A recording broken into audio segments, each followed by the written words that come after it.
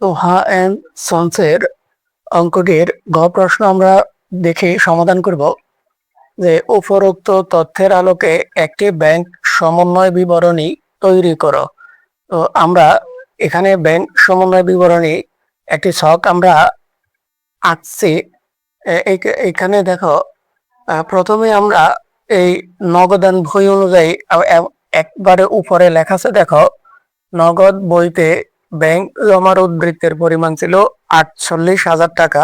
সেটি আমরা লিখে রাখছি যে নগদান বই অনুযায়ী ব্যাংক জমার উদ্বৃত্ত শেষ গড়ে 48,000 টাকা আমরা লিখে রাখছি।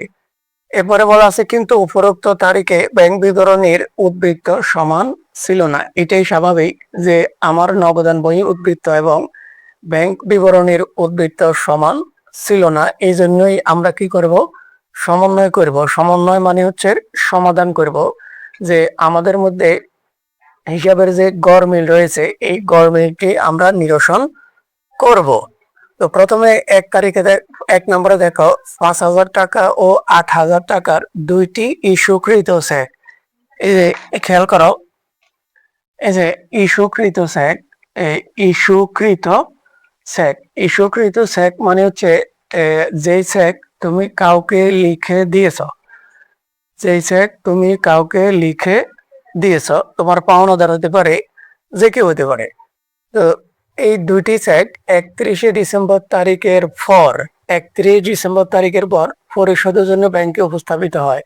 ব্যাংকে সে দুইটি চেক উপস্থাপিত হয়, তবে 31 ডিসেম্বরের পরে। তার মানে আমাদের অঙ্ক হচ্ছে ডিসেম্বরের, হ্যাঁ, 2022 সালের ডিসেম্বর মাসে। তাহলে ডিসেম্বরে তো আমি বলবো যে আমরা বলবো ডিসেম্বরের উপস্থাপিত হয়নি, যেহেতু তারাই বলে দিয়েছে ডিসেম্বরের পর পরিশোধের জন্য উপস্থাপিত হয়। তাহলে আমরা বলবো এই মাসের মধ্যে উপস্থাপিত হয়নি। আমাদের অঙ্ক হচ্ছে শুধুমাত্র এই মাসের জন্য, ডিসেম্বর মাসের জন্য।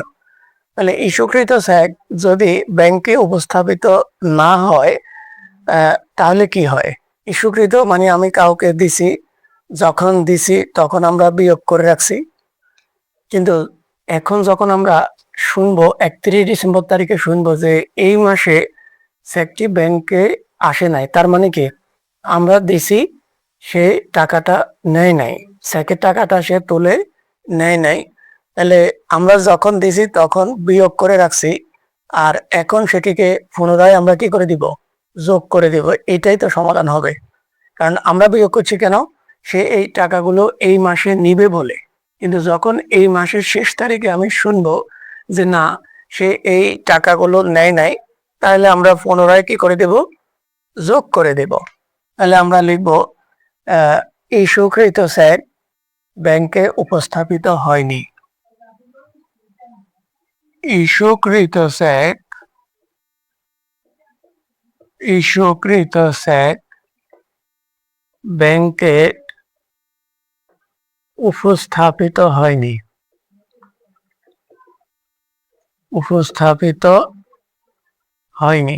তাহলে দুইটি এখানে যদিও লেখা আছে উপস্থাপিত হয়, একটু খেয়াল রাখবা এই মাসে হয়নি, 31 ডিসেম্বরের পরে পরিশোধ হয়। সেটি যখন পরবর্তী মাসে হিসাব করা হবে তখন এটি ধরে নেওয়া হবে উপস্থাপিত হয়েছে বা পরিশোধিত হয়েছে। কিন্তু এই ডিসেম্বর মাসে সেটিকে আমরা ধরে নেব উপস্থাপিত হয়নি। আর উপস্থাপিত হয়নি দুটি চেক, 5,000 আর 8,000, অর্থাৎ 13,000 টাকা।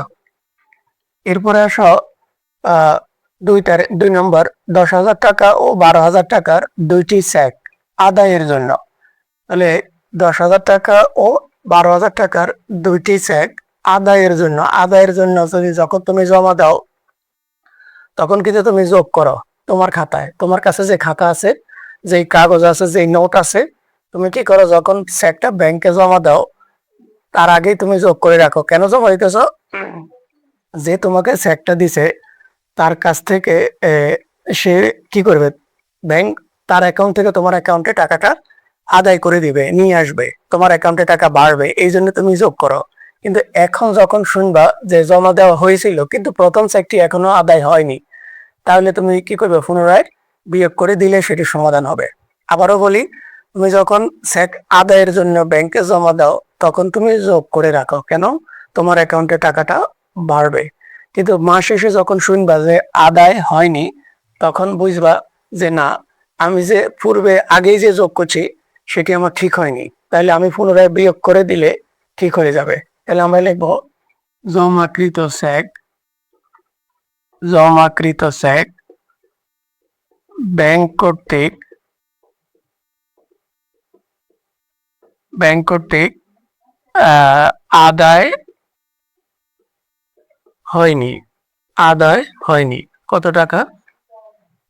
প্রথমটি আদায় হয়নি, প্রথমটি আদায় হয়নি, তাহলে কত টাকা? প্রথমটি কত? 10,000 টাকা। আমরা লিখব 10,000 টাকা। এরপরে আসো 3 নম্বর, ব্যাংক কর্তৃক প্রাপ্য হিসাবের অর্থ আদায়। তাহলে আমরা লিখব যোগে, কারণ ব্যাংক যখন প্রাপ্য হিসাবের অর্থ আদায় করে তখন আমাদের অ্যাকাউন্টে টাকা বাড়ে। ব্যাংক কর্তৃক প্রাপ্য হিসাবের অর্থ আদায় কত টাকা? সেটি হচ্ছে 6,000 টাকা।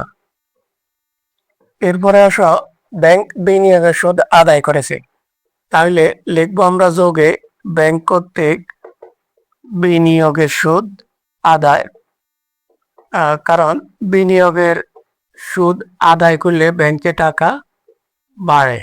যখন তোমার কোথাও বিনিয়োগ আছে, ওই বিনিয়োগের টাকা ব্যাংক আদায় করে আনে, তখন তোমার অ্যাকাউন্টে টাকা বাড়ে। 15,000 টাকা আমরা যোগে লিখলাম। আর 5 নম্বর লাইন, এখানে দুটি এন্ট্রি আছে। প্রথমটি হচ্ছে মঞ্জুরিকৃত সুদ। তাহলে মঞ্জুরিকৃত ব্যাংক সুদ মঞ্জুর করলো। হ্যাঁ, মঞ্জুরিকৃত সুদ মানে হচ্ছে ব্যাংক কি করে তোমাকে টাকা দেয়, তোমার অ্যাকাউন্টে টাকা বাড়ে 2,800 টাকা। এবং ব্যাংক সুদ যখন ধার্য করে তাহলে সেটি তোমার অ্যাকাউন্ট থেকে টাকা চলে যায় বা কমে যায়, তারা সার্চ করে, তারা কেটে নিয়ে যায়। আমরা লিখবো ব্যাংক চার্জ ধার্য করলো কত টাকা? 600 টাকা। তাহলে দেখো, এই যে আমাদের যোগের কত টাকা আছে? 13, 6, 15 আর 2,500, অর্থাৎ 15, 6, 21, 34, 37,500 টাকা। আমরা যদি আমাদের মূল ব্যালেন্সের সাথে 48-এর সাথে 37,000 যোগ করি, তাহলে 84,500। আর আমাদের বিয়োগের আছে 10,600। তাহলে আমরা যদি 84,500 থেকে 10,600 কি করি? বিয়োগ করি, তাহলে দেখা যায় আমাদের থাকে কত? দেখো, 973,900।